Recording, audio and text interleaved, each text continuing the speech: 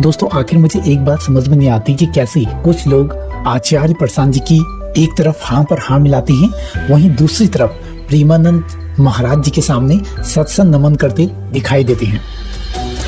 अगर आप में से भी ऐसे लोग हैं जो कि आचार्य प्रशांत जी और प्रेमानंद महाराज जी दोनों को एक साथ सुनते हैं, तो मैं शर्त लगा के कह सकता हूँ कि आपने इन दोनों में से किसी एक व्यक्ति को भी सही से नहीं सुना है। और मैं ऐसा क्यों कह रहा हूँ? मैं इसलिए कह रहा हूँ कि इन दोनों ही व्यक्तियों की बातों में काफी ज्यादा विरोधाभास है।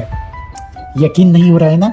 तो एक बार जरा इन क्लिप्स को देखिए। कुछ बातें मानी जाती हैं और मानकर फिर जानी जाती हैं, और कुछ बातें हैं जानी जाती हैं और जान के फिर मानी जाती हैं। तो भागवतिक जो बातें हैं वो मान के जानी जाती हैं। नहीं, पहले गुरु मानते हैं, फिर उनकी बातें मानते हैं, तब हम गुरु और गुरु के द्वारा दिए हुए इष्ट को हम जान जाते हैं। अब वहाँ तर्क करे कि तो ठीक बात नहीं है, हर जगह तर्क नहीं होती। ये कह रहे हैं कि कोई चीज मानने लायक है कि नहीं, ये परखने के लिए पहले मानो।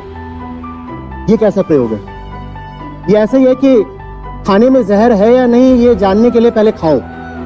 सामने जो व्यक्ति बैठा है, अगर वो आपके ऊपर अपने विश्वास थोप रहा है, कह रहा है मैं फलानी चीज में मानता हूं, तुम भी मानो, और इसको मानने से ऐसे ऐसे लाभ हो जाते हैं या ऐसा कुछ होता है, तो ये पहला रेड फ्लैग है, लाल झंडा, खतरे का निशान। अब बहुत सारे लोग ऐसा कह सकते हैं कि मैं तो प्रेमानंद महाराज जी को भक्ति के लिए सुनता हूँ, वहीं आचार्य प्रशांत जी को ज्ञान के लिए। अब अगर इस तर्क को लेकर अगर आप प्रेमानंद महाराज जी के पास जाएंगे तो हो सकता है कि वो इस पर सहमत हो भी जाए, पर अगर इसी आर्गुमेंट को आप आचार्य प्रशांत जी के सामने लेकर जाएंगे तो वह इस आर्गुमेंट को पूरी तरह रिजेक्ट कर देंगे। क्यों? क्योंकि उनके लिए बिना ज्ञान के भक्ति करना असंभव है। आचार्य प्रशांत भक्ति को बराबर रखते हैं ज्ञान के, और ज्ञान को बराबर रखते हैं प्रेम के, और प्रेम को बराबर रखते हैं सही कर्म के।